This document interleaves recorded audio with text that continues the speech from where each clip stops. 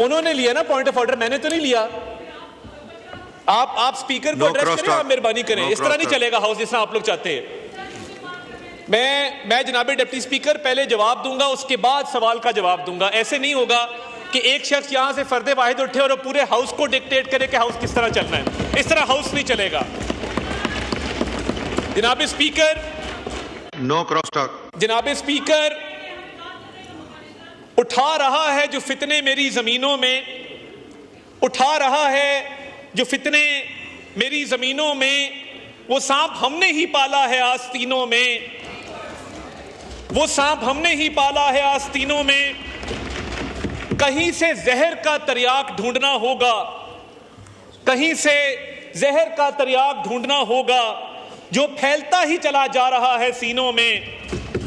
कसूरवार समझता नहीं कोई खुद को, कसूरवार समझता नहीं कोई खुद को, छिड़ी हुई है लड़ाई मुनाफिकीनों में।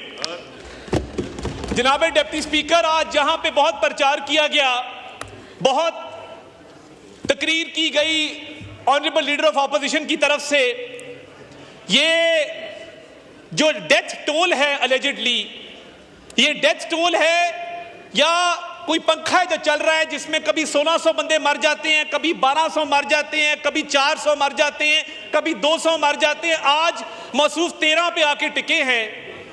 तो मैं ये आपको बताना चाहता हूं कि क्या इनके झूठ को मान लिया जाए कि आपस में बदस्तों गिरेबान हैं, दूसरे के गिरेबान पकड़े हुए हैं। गौहर अली खान का गिरेबान अलीमा खान ने पकड़ा कि तुमने 12 अमवात क्यों कही, तुम 1200 पे क्यों नहीं आए। गजा फलस्तीन के इमेजेस को सोशल मीडिया पे फैलाते हैं, सड़क को लाल लथपथ दिखाते हैं खून में। मुल्क से बाहर बैठे इनके नुमाइंदे जो पैसे लेते हैं गैर मुल्की एजेंटों से, वो पूरी दुनिया में घूम रहे हैं कि जी पाकिस्तान में मैसेकर हो गया, इस्लामाबाद मैसेकर।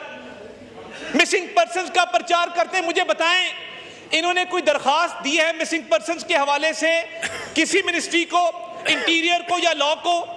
क्या आजम नजीर तारड़ साहब ने अभी जो एक ओवरऑल हाई कोर्ट की डायरेक्शन पे मिसिंग पर्संस पे मीटिंग की, एक भी नाम उमर अयूब साहब ने लिया? उमर अयूब साहब किस सिस्टम के बेनिफिशियरी हैं? दादे के पोते हैं कि रोज खड़े होके यहाँ पे मुनाफकत करते हैं, किरदार कुशी करते हैं, इदारों की बात करते हैं। शर्म आनी चाहिए। जिस इदारे ने उमर अयूब को इस काबिल किया कि वो हाउस में खड़ा होकर तकरीर कर सके, उसी इदारे को बात करता है। इसको शर्म नहीं आती, इसको कोई हया नहीं है, इसको पता नहीं है मैं किस इदारे की बात कर रहा हूं। जनाब स्पीकर, आज जो केपी के हालात हैं, आज जो केपी के हालात हैं, मुझे बताइए कुरम में लाशें क्यों गिरी? कुरम का अमन किसने खराब किया? ये इस्लामाबाद पे धावा बोल रहे थे जब कुरम में लाशें बिछी थी।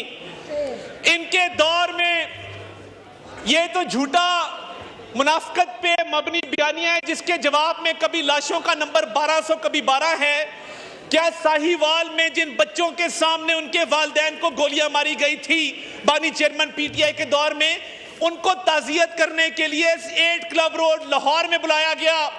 वजीर आला सेक्रेटेरिएट में दुआ की गई उन बच्चों से जिनके वालिदैन के सीनों में गोलियां मार के उन्होंने उनको शहीद किया था। क्या आज तक टीएलपी से हमारा सियासी इख्तिलाफ सही, जो टीएलपी के लोगों पर लाहौर में सरेआम गोलियां चलाई गई, उनके 25 बंदों को मारा गया, क्या इन्होंने कभी उस पर बात की? क्या मुल्तान के कासिम बाग के जलसे में भगदड़ मचने से जो 25 लोग इनके अपने शहीद हुए, बानी चेयरमैन पीटीआई तकरीर फरमा रहे थे और सामने लाशें पड़ी थी, क्या उनसे ताजियत की? आज इनको लाशें नजर आ रही है, मैसेकर नजर आ रहा है। बैठे हैं कासिम गिलानी साहब, पूछिए आप इनसे, क्या मुल्तान में भगदड़ मचने से लाशें नहीं गिरी थी? ये बात करते हैं यहाँ पे आके। और जो मुल्क से बाहर भी कैंपेन चल रही है, उसकी फंडिंग कहां से हो रही है? मुल्क के खिलाफ, रियासत के खिलाफ, इदारों के खिलाफ। आज बहुत अफसोस हुआ कि अपनी बात करके चल दिए और उसके बाद अगलों की बात करने का क्या हक नहीं है? क्या इनमें इतना हौसला नहीं है कि ये बात सुन सकें? जनाब डिप्टी स्पीकर, ये वो लोग हैं जो बंद दरवाजों के पीछे आके बिल्कुल ठीक कहा ख्वाजा साहब ने। एक मिनट मिनिस्टर साहब, आप अपनी सीट पे आएं और कोरम पॉइंट आउट करें। जी, हाउस इज इन ऑर्डर। ये मिनिस्टर ये तारड़ साहब भागता क्यों है? तारड़ साहब सर मैं एक मिनट सुन लें प्लीज। ये अभी क्वेश्चन आवर चल रहा है, 6:02 पे क्वेश्चन आवर शुरू हुआ है, 7:02 पे खत्म हो जाएगा। तो आप काइंडली, आपको मौका देंगे अगर आपने कुछ और बात करना है। अभी सिर्फ नहीं, अब आप सवाल का जवाब दें प्लीज। बहुत सारे सवालात रहते हैं ऑनरेबल मेंबर्स के। सिर्फ मैं ऊ पे करना चाहता हूं, अगर आप इजाजत देंगे। नहीं, आप I will move to next question then please. जी, माइक खोलें। वॉकआउट कर जाऊंगा सर, आप माइक बंद कर दें, मैं वॉकआउट कर जाऊंगा सर। सर बात यह है कि आज यहां से ऊ किया गया, काश 9 मई को ऊ किया होता और शहीदों की यादगारों को मस्मार ना किया होता। काश 26 नवंबर को भी सवाल का जवाब किया देना। होता। तारड़ साहब, आप इतने सीनियर, देखें ये माइक खोलें। आखिरी बात जनाबे डिप्टी स्पीकर, जापान में जिन लोगों ने ऊ किया था वो काम भी साथ कर रहे थे। खाली ऊ से काम नहीं बनता, साथ काम भी करना पड़ता है। ऑनरेबल शैला रजा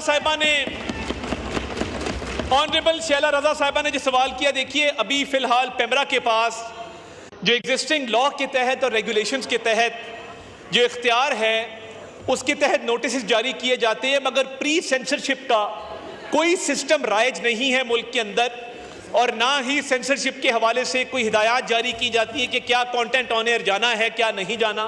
ये बात दुरुस्त है कि तमाम चैनल्स के लाइसेंसेस और उनकी रिन्यूअल ये पेमरा के पास है, मगर कंटेंट के हवाले से, पब्लिक सर्विस मैसेजिंग के हवाले से उनको एक जनरल गाइडलाइन इशू की जाती है। सेंसरशिप के हवाले से फिलहाल कोई ऐसी ना किसी पे कोई सेंसरशिप लगाई गई है, ना किसी को पाबंद किया गया है। वक्तन फवक्तन चैनल्स को ये ज़रूर कहा जाता है कि जो कोड ऑफ कॉन्डक्ट है उसके साथ एडहियर करें, और कोई ऐसी चीज़ जो मुल्क की सेफ्टी के साथ प्रेजुडिशियल हो या it causes prejudice to the system of the country, उसको